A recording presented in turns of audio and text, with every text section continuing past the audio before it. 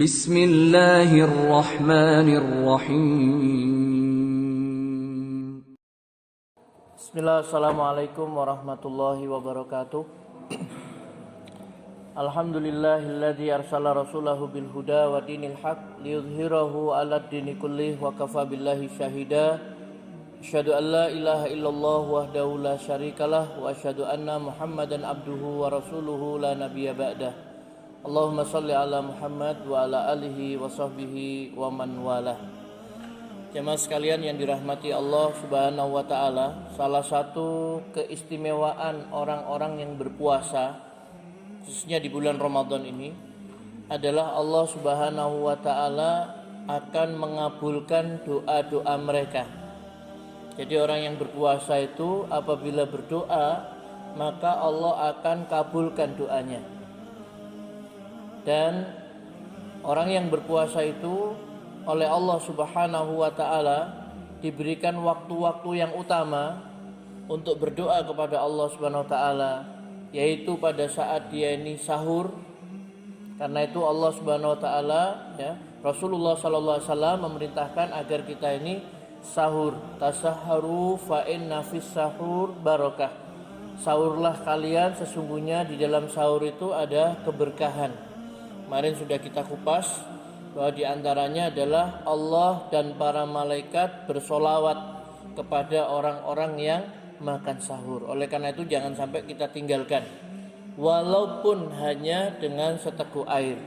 Tasahharu walau bijur atima, sahurlah walau hanya dengan seteguk air. Karena di dalam sahur itu ada keberkahan. Tentu ketika seorang sahur bangun di pertiga malam, begitu maka di situ dia tidak hanya makan sahur, tapi mungkin dia melaksanakan sholat terlebih dahulu, sholat malam atau sholat tahajud. Kemudian dia juga berdoa kepada Allah, dia beristighfar, mohon ampun kepada Allah, dan itu adalah saat-saat yang sangat baik, karena di pertiga malam yang terakhir Allah turun ke langit dunia. Kemudian Allah Subhanahu wa taala mengatakan, siapa yang meminta akan aku beri, siapa yang berdoa akan aku kabulkan, siapa yang minta ampunan kepadaku niscaya aku ampuni. Yang kedua adalah yaitu pada saat dia ini berpuasa sejak terbit fajar hingga terbenamnya matahari, maka doa-doanya akan dikabulkan oleh Allah. Karena itu Imam Nawawi rahimahullah menganjurkan agar kita atau orang-orang yang berpuasa itu banyak berdoa kepada Allah Subhanahu wa taala saat dia ini berpuasa, karena doanya akan dikabulkan oleh Allah. Dan yang ketiga adalah ketika dia berbuka puasa, jadi beberapa saat sebelum berbuka atau setelah berbuka puasa. Itu secara umum waktu-waktu yang utama di dalam berdoa. Tetapi ada secara khusus Rasulullah sallallahu alaihi wasallam menyebutkan agar kita memperbanyak doa, itu adalah ketika kita ini sujud. Maknanya adalah ketika kita ini sedang sholat, Karena Rasulullah SAW menyatakan bahwasanya saat terdekat antara seorang hamba dengan Robnya itu adalah pada saat sujud. Maka perbanyaklah berdoa ketika sujud. Maksudnya di situ adalah ketika kita ini sholat, itulah saat paling dekat antara kita dengan Allah Subhanahu wa taala. Maka kita dianjurkan untuk banyak berdoa kepada Allah di waktu sholat.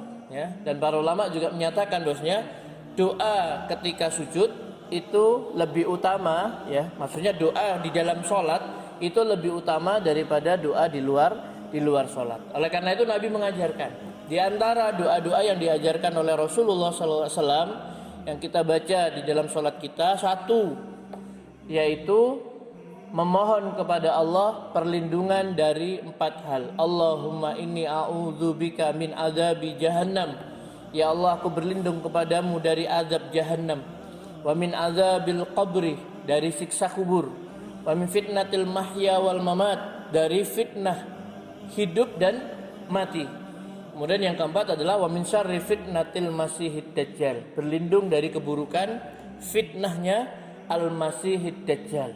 Ini Rasulullah sallallahu alaihi wasallam selalu baca di dalam salatnya, setelah tasyahud, sebelum salam, Jadi setelah innaka hamidum majid, atau setelah fil alamina innaka hamidum majid, Kemudian Rasulullah SAW berlindung dengan 4 hal ini. Kemudian ada juga doa yang diajarkan oleh Rasulullah SAW kepada Abu Bakar As-Siddiq radhiyallahu an, ya, yaitu ketika Abu Bakar datang kepada Nabi, kemudian minta kepada Nabi, ya Allah, ya Rasulullah, ajarkan kepadaku satu doa yang bisa aku baca di dalam sholatku. Kemudian Nabi mengatakan kepada Abu Bakar, ucapkan, Allahumma inni dzalamtu nafsi. Ya Allah, sesungguhnya aku telah mendolimi diriku sendiri. Zulman katsira, dengan kedoliman yang sangat banyak.